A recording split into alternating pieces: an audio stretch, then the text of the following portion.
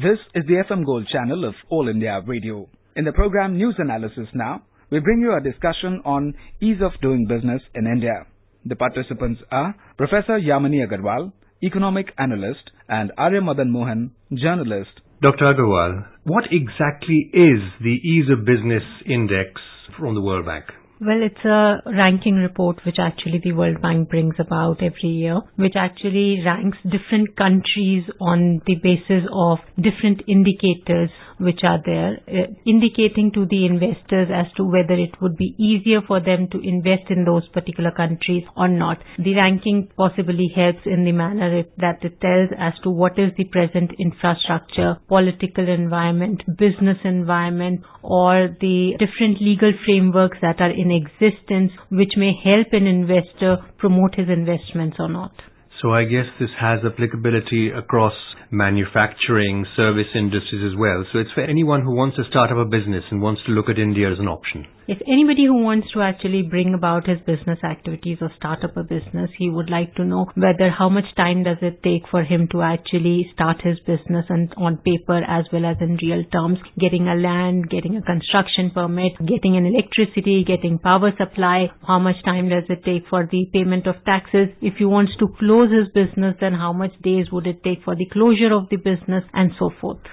So how long has this index been running, and what are the origins? The purpose of the index has been primarily to see that the investors worldwide internationally can access a range of attributes of a country whereby they can see whether they wish to invest in that country or not. And it's been very long that they have been actually going on and running this particular index. And they have been ranking about 189 countries which are there in that, and they've been taking the feedback procedures for that as well. So I believe last year India had a big jump in our rankings suddenly, and a lot of news came out about how the government has actually facilitated this big jump from, I think it was 130 rank of 130 in the world to 100. So do you have something to say about that?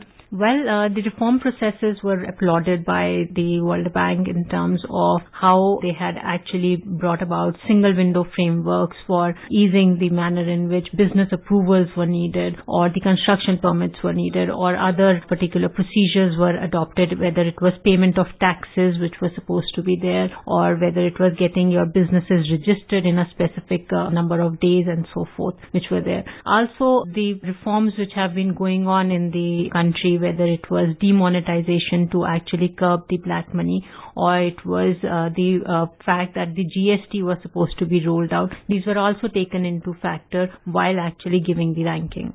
So overall, an improving process. I just wondered, in the analysis of the World Bank, when this whole process was set into place, these are directly practical measurements that can be made about a country. So there is a direct link. It's not just all theoretical that if you have electricity, it'll be easy to do business. If there is a practical basis for this index across all the different things you mentioned, is that true? Yes, actually when you're making investment, you actually need to see as to how much time does it start for it to actually reap benefits or returns to begin with. And if the cost of actually starting a business, whether it is procuring of land is concerned, or whether it is starting with the construction permits that are there, or let's say completion certificates that are there, availability of credit maybe, availability of credit that is there, or other supplies that is there which is there as connections which is there, or whether it is dealing with the government for paying taxes that is concerned. If there is difficulty in that, then people do not want to invest, and automatically they would like to know as to how many days does it take for one to actually establish the business, because there are cost overruns associated with every investment that is there. If it takes a longer period of time to get a land, let's say for example, or getting a construction permit, which is saying the cost associated with actually making the business investment tends to multiply, and those costs are very heavy costs in actually being incurred, on which the returns automatically reduces. So, Dr. Agarwal, this is a competitive measurement across a lot of different countries, and I understand the top ones are perhaps Singapore and Denmark, and even South Korea is very high at the top of the list. I understand that there's another index, which is a sub-India index, which is related to the states and how they are performing. And in fact, this is the latest announcement that we saw.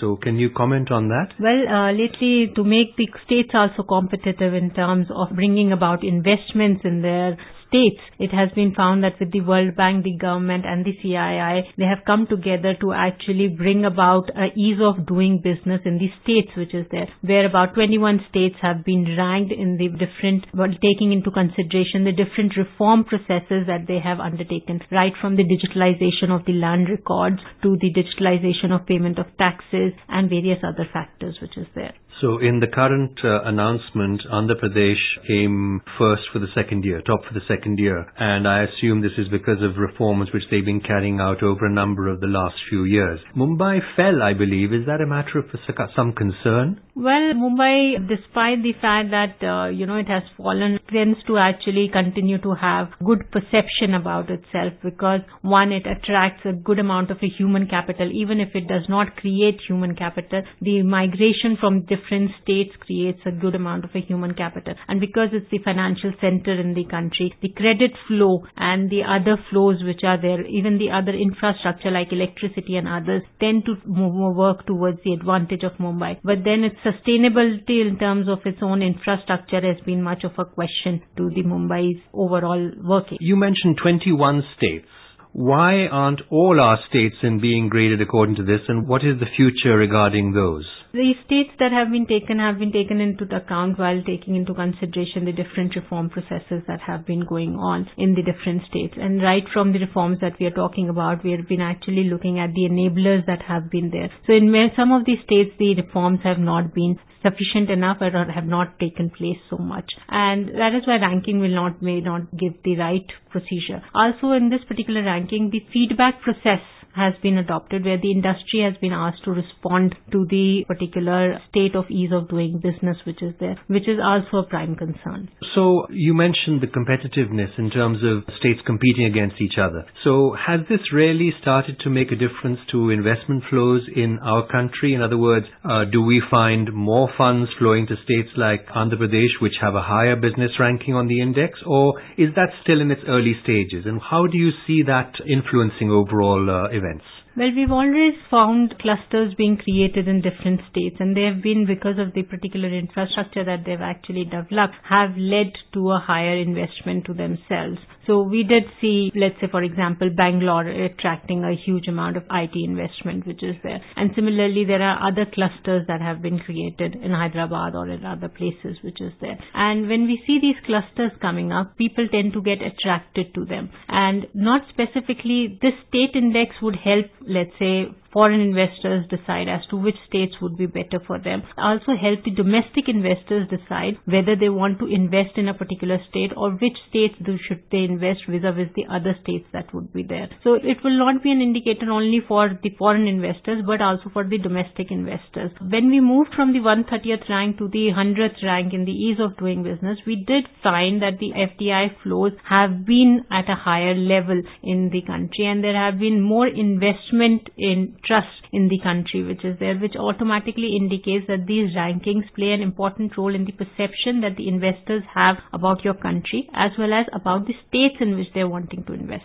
Now, where do you see this year's number coming in at? At the moment, we're at 100. Will we move another 20 points higher, or is it... the reform process has been strong, whether it was the implementation of the GST, and after the implementation of the GST, we have been posing a growth rate of about 8%. And if you see at the single window framework as well as in the ease of doing business of the states which has been indicated, whether it's land procurement, whether it is clearances for constructions, whether it is third-party approvals which are there, all these particular reforms for which Andhra Pradesh has been given the top rank, or even other states like Haryana and others have been given a higher rank, they clearly indicate that the reform processes are much in line with the expectations of the investors to make it easier for them to do business and have investments here. So there is more, as we may say, there is more governance now, less of government that is there. I understand the list is something like this, at least the first few. AP, Telangana, Haryana, Jharkhand, Gujarat, Chhattisgarh, MP, Karnataka, Rajasthan. So which of these states would you like to call out and say specifically in terms of the speed of improvement of their potential on the index? Well, it's difficult to right now exactly say as to which would be the particular states which would actually rank higher next year. But Andhra Pradesh and Telangana have been doing fairly well from last 2 to 3 years. And they have been processing the digitalization landscape in such a manner that the public services which are supposed to be provided to people are reaching out to people at a faster pace and at a lower cost. So that's in combination with the Aadhaar numbers, etc., I guess, in that sense. Aadhaar would help people to connect with the overall economy which is there, together with the Jan Dhan accounts and the others which would be there. So one question about GST, and I noticed that you mentioned the taxes. Ease of paying taxes was one of how much time it takes you to file your taxes. So I understand that one of the concerns about GST, at least when it first came out and now to a lesser extent, is the amount of time it's actually taking businessmen, industrialists, and employers too across the country to actually file their taxes. Do you see that as a process that is still far away from the ultimate, and will it reduce in future? Are there easy ways of going about it to improving the overall index? Well, when you actually talk about GST, they've been bringing about continuous reviews onto the manner in which the forms are to be filled up as to when they're supposed to be quarterly and when they're supposed to be monthly and so forth, which is then supposed to be done. And they've been also trying to make the forms simpler by every time that they wish to approach the system which is there. The GSTN network is obviously a new network which is there and had its challenges in terms of taking traffic onto the particular site as well as receiving the returns. The biggest problem that the GST presently is facing is in terms of the refunds which people are supposed to actually receive. And they're also trying to mobilize it in a manner that the refunds are at a faster and a speedier pace. So people are working on it. It is most likely that they would find a better solution for it to see that there are easier and faster refunds to the GST filers. So in looking at the overall perspective on the ease of doing business index, where do you see India being in perhaps arriving at in 3 years' time? I mean, given the momentum behind this overall effort, China is at, I think, 78. So do you see us surpassing them? Well, the way the pace of reforms have been going on and the way we've been digitalizing most of our governance which is there, and we've been taking public services to the common man and making it much more easier, it does appear that we would meet the vision of the Prime Minister of making India reach to the 50th rank. But we still have a long way to go because the digitalization process needs basic infrastructure like electricity and financial literacy which is there, which would take time, and it would definitely take time for the entire country to be a part of the process. Dr. Agarwal, the Global Innovation Index, what is that and how does it affect us? Well, the Global Innovation Index actually identifies different countries worldwide as to how innovative they are in terms of doing businesses, how much they spend about in the research and development, what is their overall human capital, what are the inputs that they use as the political environment, business environment, and the other environments that is concerned, and what kind of an output efficiency do they actually bring about. This time's Global Innovation Index has actually looked at how the energy sector has been innovatively been utilized by different countries in bringing about energy innovations in their countries, and they have ranked India at a 57th rank which is there, primarily because we have brought about reforms in the renewable energy sector, especially the solar energy and the LEDs which are then supposed to be introduced that are there, and thereby the manner in which how many people are graduating in their science and engineering, how much amount of a political stability we have, how much environmentally do we look at grassroots level innovations and other factors. These all are included in the innovation index. So I guess this is formal innovation. Yes, this is formal innovation. So policy driven. Yes, it is policy driven. Thank you very much. Thank you. You were listening to a discussion on ease of doing business in India. The participants were Professor Yamini Agarwal, economic analyst, and Arya Mohan, journalist. The program was produced and presented by the News Services Division of All India Radio. This program is also available on our website, newsonair.nic.in. You may email your opinion about this program at airnsttalks@gmail.com.